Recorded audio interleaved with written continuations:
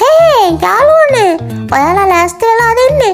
එහෙනම් අපි පටන් ගමු නේද තොඩන් ගහේ තොඩන් ටික කඩන්න. ඔව් අපි ලෑස්ති පිටේ ඉන්නේ එන්න යන්.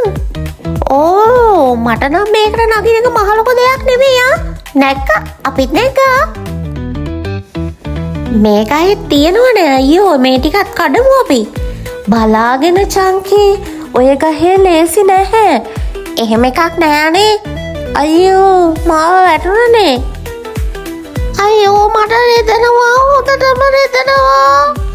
රෙදෙනවා මගේ කකුල මොනාට වෙලා රෙදෙනවා. අයියෝ ඉතින් ඔය කියන දෙයක් ගන්නෙ නෑනේ. යන් ඉක්මනට මෙහෙ ටිකක් ගමු. මමමයි ගමේ වෙදා අම්මමයි ගමේ වෙදා ඕනම ලෙඩකට දෙන්නේ එකම කසාය අම්මමයි ගමේ වෙදා. ඔයාලට හොඳටම විශ්වාසද මෙයාට මට බෙහෙත් කරන්න පුළුවන් කියලා? හා ළමයිනේ ඉක්මන් කරලා මෙයාව ඇතුළට එක්කගෙන යන්නකෝ. අපි බලමුකෝ මොනවද වෙලා තියෙන්නේ කියලා. මොනවා වෙන්නද මගේ කකුල රෙදෙනවා. පුටුවට නැග්ග හැටියට නම් එහෙම ලොකු අමාරුවක් නෑ වගේ. ඉතින් දැන් වැඩ මහත්තයානේ කිව්වේ ඉක්මනට එන්න කියලා. ඒකනේ මම නැග්ගේ. මම මෙහෙම අල්ලගෙන යද්දී වට රිදෙන්නේ නෑනේ. ඒ කියන්නේ කිසි ප්‍රශ්නයක් වෙලා නෑ. මෙන්න මේ කසාය ටික බොන්න එතකොට ඕක හරියනවා. අබෝ මට මේ කසාය බොන්න.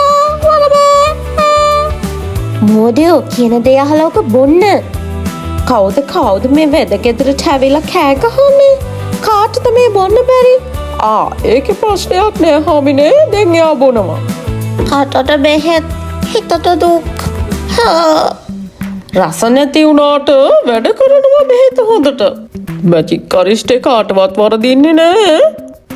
අපේ වෙද මහත්තයාට ජය වේවා. දැන් මගේ කකුල හොඳයි